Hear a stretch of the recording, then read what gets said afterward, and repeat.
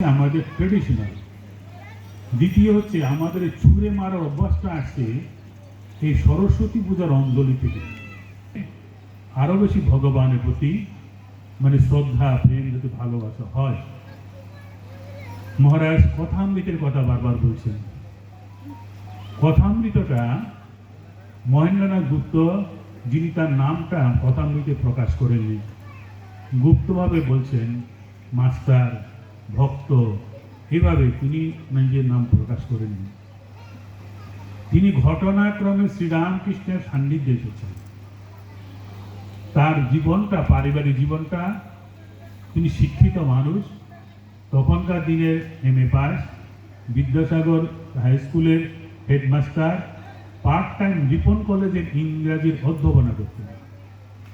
এমন সজ্জন ব্যক্তি, তিনি